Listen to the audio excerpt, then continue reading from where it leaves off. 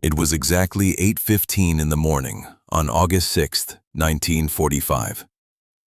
In the Japanese city of Hiroshima, thousands of people were going about their daily routines. Children were on their way to school, shopkeepers were opening their stores, soldiers were stationed on duty.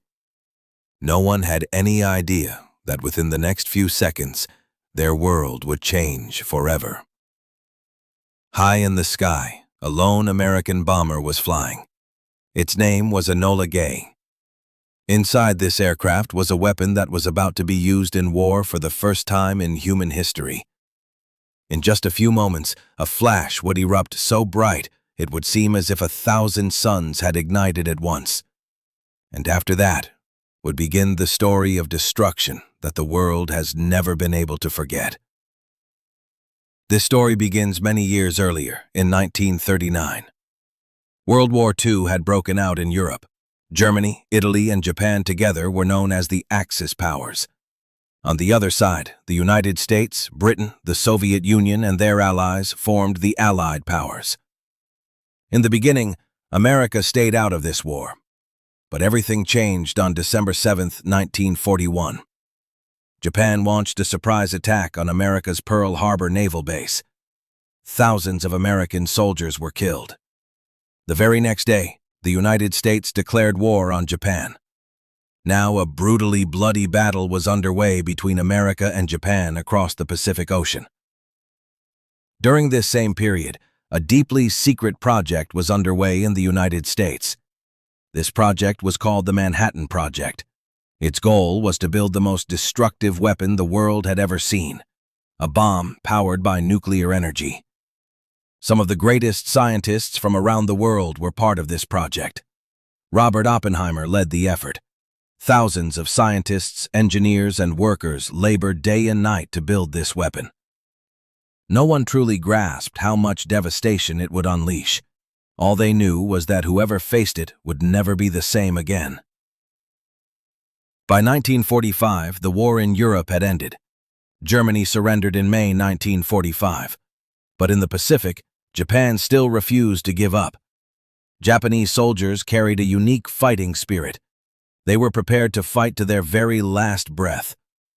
The American military feared that a ground invasion of Japan could cost the lives of millions of both American and Japanese soldiers. This was the turning point where U.S. President Harry Truman faced an extraordinarily difficult decision. Should he use this new nuclear weapon? In July 1945, America conducted the bomb's first test in the New Mexico desert. This test was called the Trinity Test. When the bomb detonated, its light was so intense that the sky lit up like daytime for miles around. Even the scientists were shaken by the destructive power they had witnessed. Oppenheimer later said that in that moment, a line from an ancient Hindu scripture came to his mind, one that spoke of the God of destruction. The test was a success. America now possessed the most dangerous weapon in the world. On July 26, 1945, the United States, Britain, and China jointly issued Japan a final warning. This was called the Potsdam Declaration. It clearly stated that if Japan did not surrender unconditionally, it would face prompt and utter destruction. But Japan's military government ignored this warning. They believed it was merely a threat. They had no idea what utter destruction truly meant. The American military had drawn up a list of several cities as potential targets. Hiroshima sat at the top of that list. One reason was that Hiroshima was a major military base. It housed the headquarters of Japan's 2nd General Army, with thousands of soldiers stationed there. Another reason was that Hiroshima had not yet suffered large-scale bombing. This meant America would be able to clearly observe the weapon's true effects without having to compare it against prior destruction. A city that had so far been spared was now chosen as the next target. On the night of August 5, 1945, at the American Air Base on Tinian Island, a special team was preparing for its mission. The mission was commanded by Colonel Paul Tibbets. His bomber aircraft was named Enola Gay after his mother. Loaded inside the aircraft was a bomb codenamed Little Boy. It weighed roughly 4 tons and contained uranium-235, which was set to release tremendous energy through nuclear fission. At around 2:45 a.m. on August 6, 1945, the Enola Gay took off from Tinian Island.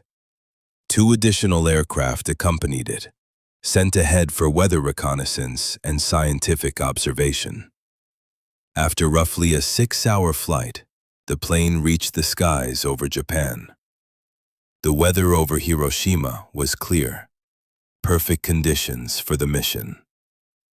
By 8:09 a.m., the aircraft was directly above the city. Bombardier Major Thomas Farabee locked onto his target, the WWII Bridge, located in the heart of the city, easily identifiable from the air due to its distinctive T-shape. At exactly 8:15 a.m., the bomb was released. It took approximately 43 seconds to reach the ground. Those 43 seconds were perhaps among the longest moments in human history, though no one below had any idea what was coming. The bomb detonated at an altitude of 63 points. A photograph had been taken. Humans, animals, buildings, everything turned to ash in a single moment. After the blast came a horrifying fireball that filled the sky with orange flames and black smoke. Then came the shockwave, which flattened thousands of buildings across the city like a house of cards.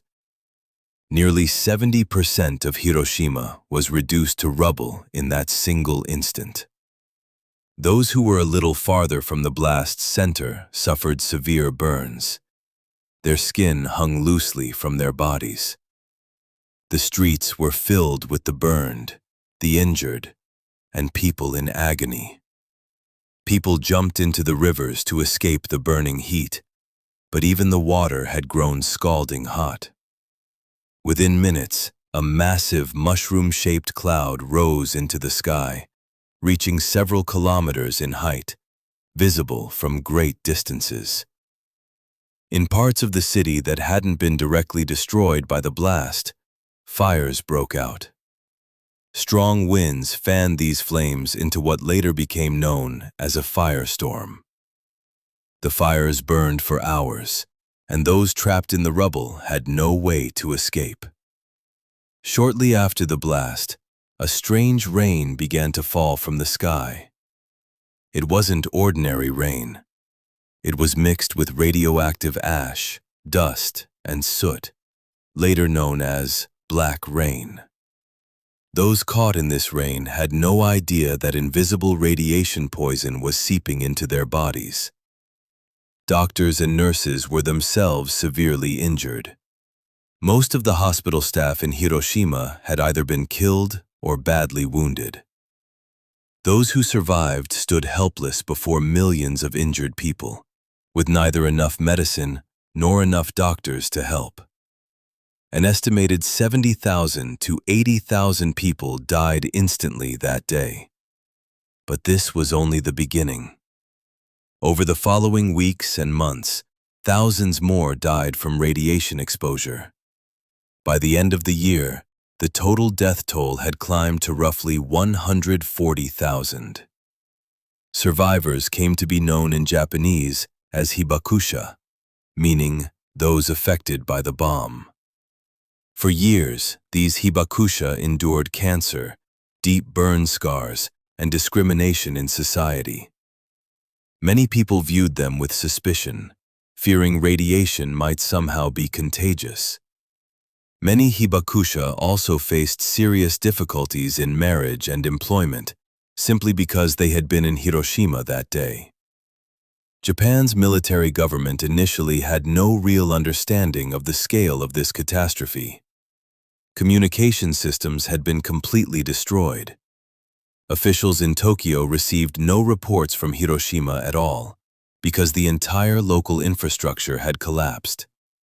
It was only when a military officer flew over Hiroshima that Tokyo finally grasped the horrifying truth. Yet even then, Japan's military leadership refused to surrender. They hoped this had been a one-of-a-kind weapon and that America wouldn't have the capability to strike again. That hope shattered very quickly. On August 9, 1945, the United States dropped a second atomic bomb, codenamed Fat Man, on the Japanese city of Nagasaki. Here, too, thousands of people were killed in an instant. Now Japan's military government had no options left. On August 15, 1945, Japan's Emperor Hirohito delivered a historic radio address announcing Japan's surrender. It was the first time ordinary Japanese citizens had ever heard their emperor's voice. With this, World War II finally came to an end. But for Hiroshima, the end of the war did not mean the end of suffering. The city's survivors lived for years under the shadow of that devastation. Entire families were wiped out. Many children were orphaned. They came to be known as the atomic bomb orphans. The city's reconstruction began slowly. Where there was once only ash and rubble, a modern city stands today. But near the epicenter of the blast, one building was deliberately left exactly as it was that day. It is known today as the Hiroshima Peace Memorial, or the A-bomb dome.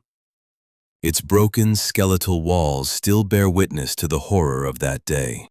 Today, Hiroshima holds a peace ceremony every year on August 6th. At exactly 8:15 a.m., a bell is rung across the city, marking the very moment the bomb was dropped. Thousands of people gather at the city's Peace Park. They light candles and remember the thousands of innocent lives lost in that single morning. The story of Hiroshima is not just the story of one city's destruction.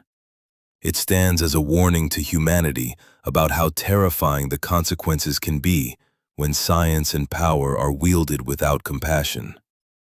Even today, when people stand before the A-bomb dome, an eerie silence surrounds them. Those walls, that broken dome, they say nothing, and yet they say everything. A new city has risen from Hiroshima's ashes, but the screams of that morning, those shadows burned into stone, and that black rain still remind the world that the price of war is always paid by innocent lives. Friends, what did you think of this video? Let us know your thoughts in the comments. If you enjoyed it, don't forget to like the video and subscribe to our channel. We'll keep bringing you true, powerful stories like this every week.